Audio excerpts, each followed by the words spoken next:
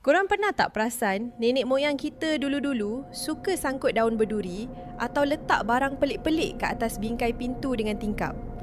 Jangan ingat tu untuk buat hiasan cantik-cantik. Pada zaman dulu, barang-barang ni sebenarnya adalah CCTV dan pagar gaib dorang untuk sekat entiti berdarah yang cuba ceroboh masuk rumah waktu malam. Nombor 1, daun mengkuang berduri atau daun nanas. Kenapa mesti daun yang tajam dan berduri? Orang dulu-dulu sengaja pacak daun ni kat celah tingkap untuk halang hantu penanggal atau langsuir. Bila makhluk ni terbang nak masuk hisap darah orang bersalin, tali perut, usus atau rambut panjang, dorang confirm akan tersangkut dan tersiat pada duri tajam tu. Sekali tersangkut, menggelupur makhluk tu nak lari.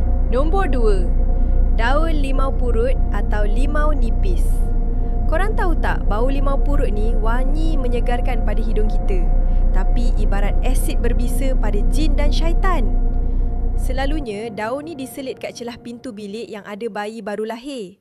Tujuannya satu je, nak butakan deria bau pontianak dari terhidu bau wangi darah baby tu dari jauh. Nombor 3, kacik pinang, paku atau gunting.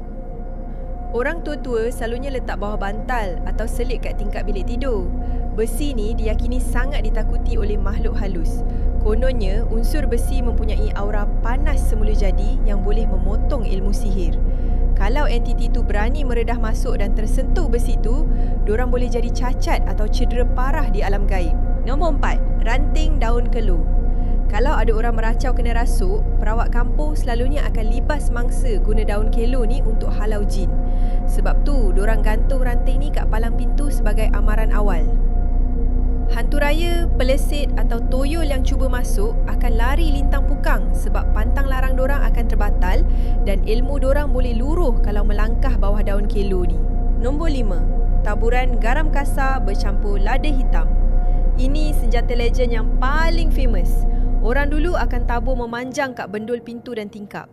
Kat alam gaib, taburan ni umpama serpihan kaca tajam dan bara api yang sangat panas.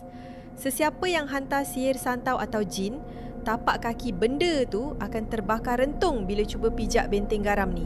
Walaupun zaman dah makin moden, petua dan pantang larang ni sebenarnya adalah ikhtiar orang lama untuk lindung nyawa keluarga dari kejahatan yang tak nampak di mata kasar.